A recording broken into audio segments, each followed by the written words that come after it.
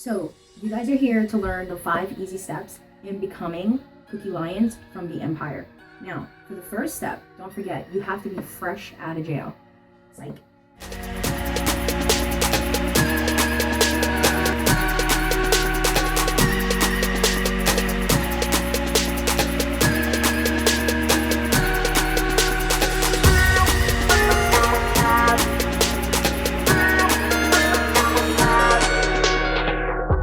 you know, Cookie's all about her business, so she doesn't glam up all the time. Like when you see her, like, yeah, she's all, you know, together, but she's not glammed up, if you guys have noticed. So for those of you guys that are wanting to be Cookie Lions from the Empire, my first suggestion is work with what you have. I've always believed in that. I don't believe that you need to go jump out there and go and buy something. Maybe the least is like a wig or something. Go into your closet and see what you have and what you can work with. So what I'm going to be starting off with is Hello Flawless by Benefit.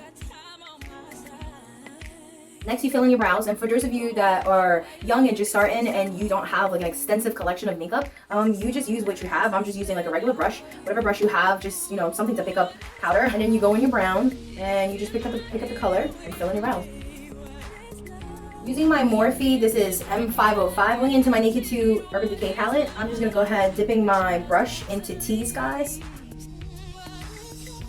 Going back into my Naked 2 Urban Decay palette, I'm now going to be using the brush that came with the palette, using Snakebite.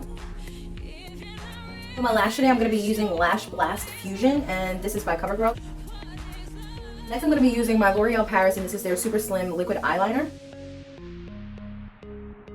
And the most important part of Cookie's look is always the lip. I don't know if you guys have noticed, I've been noticing since season 1 that her lips are always popping, be it in the spring, summer, however, like whatever season that they're working with, it's always on and popping. So I'm going to be using my MAC Red.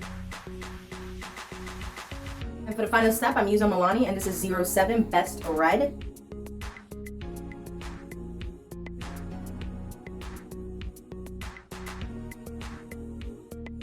Now don't forget, the bigger the better. The boom in your face accessories that you have, you want to go into your grandma's closet. You want to go into your mother's closet. You want to go to anybody. Matter of fact, why don't you stop by your neighbors and see what they have in their closets? Like, don't get yourself into trouble. If you're cool with your neighbor and your neighbor can let you go into their closet and use some of their jewelry, you never know. You know, there's some key pieces out there that people aren't using, you know, could be passed on from generation to generation, and they don't mind you using like maybe costume jewelry or something like that. Go ahead, knock yourself out, stand out. Why not? And it's free. You just borrow it for the night and then return it, of course. Don't keep it.